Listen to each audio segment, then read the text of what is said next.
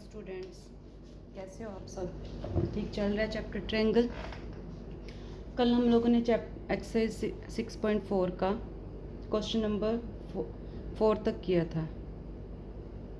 आज हम करेंगे इसका 5th question, triangle chapter class 10th। तो आई होप आप लोगों को समझ आ रहा है अच्छे से। तो 5th क्वेश्चन में सबसे पहले हम स्टेटमेंट समझ लेते हैं। D, E, F are respectively the midpoints of sides AB, BC and CA of triangle ABC.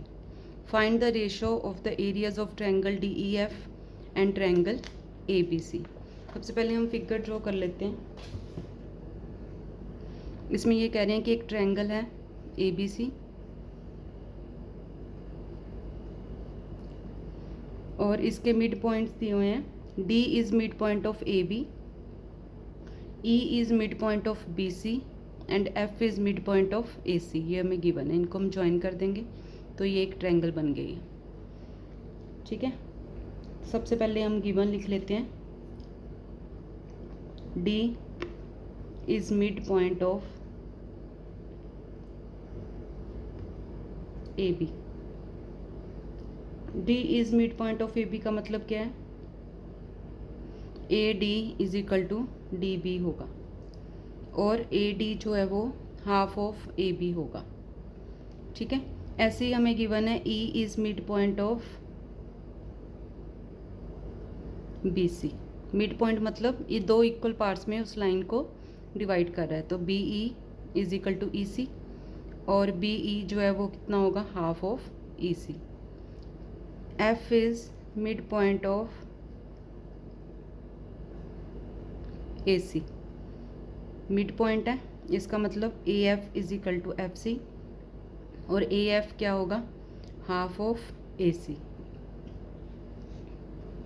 ठीक है, तो ये हमें गिवन हो गया और हमने क्या प्रूफ करना है इसमें?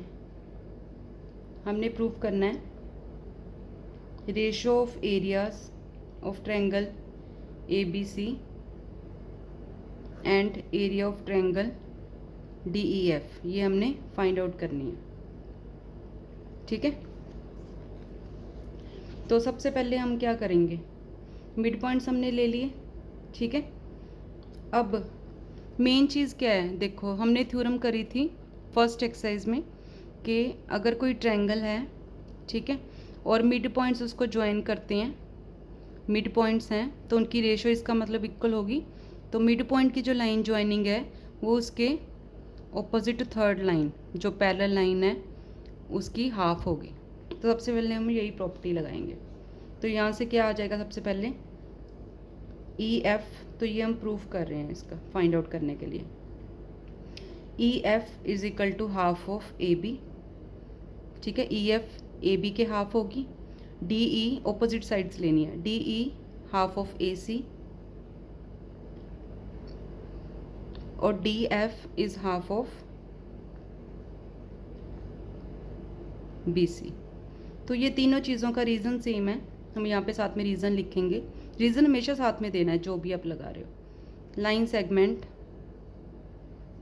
Joining the mid points of, ये आप पिछली वीडियोस देखोगे तो उसमें आपको और क्लियर हो जाएगा, of two sides of a triangle is parallel to third side and half of it। तो इन तीनों का रीज़न ये सेम है। ठीक है, इन तीनों का जो हमने लगाया है। तो अगर रेशो हाफ है तो यहाँ से हम क्या निकाल सकते हैं? अब EF is equal to half of AB, क्योंकि हमने रेशो फाइंड आउट करनी है। तो EF अपॉन AB क्या हो गया? हाफ। ठीक है, ऐसे यहाँ से क्या आ जाएगा? DE अपॉन AC, वो भी हाफ।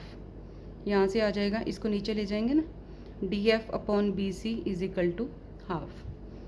तो ये हमारा यहाँ से आ गया। अब तीनों रेशोज़ इक्वल आई हैं। ठीक है, इसका मतलब तीनों आपस में इक्वल हो गई। EF upon AB equal to DE upon AC is equal to D F upon B C. अगर तीनों रेशो सेम आती हैं साइड्स की, corresponding sides are in the same ratio, तो उसमें क्या होता है, ट्रायंगल्स क्या होंगी, सिमिलर। ठीक है, एक तो ये प्रॉपर्टी लग गई इसमें। दूसरा इसमें क्या लगेगा, जब हम एरियाज फाइंड आउट करते हैं, क्योंकि ये जो इसका मेन एक्स है, इसका की थ्योरम है, उसमें क्या होता है कि जो एरियाज हैं वो किसके इक्वल लेते हैं हम, कॉरस्पॉन्डिंग साइड्स की रेशो के स्क्वायर के इक्वल लेते हैं। ठीक है, जो भी इसकी कॉरस्पॉन्डिंग बन रही है, तो यहाँ पे ई एफ बन रही है तो हमने वही लेनी है। ठीक है, तो ये रेशो हमारी कितनी आई है, हाफ। लेकिन एरियाज की थ्योरम लगाने से पहले मैं बार बार आपको बता रही हूँ हर वीडियो में कि ट्रायंगल्स का सिमिलर होना बहुत ज़रूरी है, वो हमने पहले प्रूव किया है। तो जब हम इसका स्क्वायर सॉल्व करेंगे 1/4, तो ये हमें रेशो पता लग गई है, कितनी आ गई है, 1/4। यही इन्होंने फाइंड आउट करने के लिए कहा था, find the ratio of areas of triangle D E F and triangle A B C कितनी है, फाइंड आउट करी हमने 1/4। तो हमारा आंसर क्या आ गया, 1/4। तो ये हमारा सोल्व हो गया। आई होप कि आप लोगों को बड़े अच्छे से ट्रायंगल समझ आ रहा है। मैं बहुत इजी वे में समझा रही हूँ आपको, पूरी डिटेल में। तो अगर आपको मेरी वीडियो पसंद आती है तो प्लीज़ लाइक सब्सक्राइब करें, ज़्यादा से ज़्यादा शेयर करें ताकि सब लोग इसका फ़ायदा उठा सकें, और खूब प्रैक्टिस करें। अगर आपकी बार बार वीडियो देख के प्रैक्टिस करके भी आपको कोई डाउट रह रहा है तो आप मुझे कमेंट कर सकते हैं, मैं उसका जवाब ज़रूर दूँगी। या फिर आप लोग मुझे ईमेल आईडी पे भी रीच आउट कर सकते हैं, kamal.khetarpal@rediffmail.com। थैंक्स।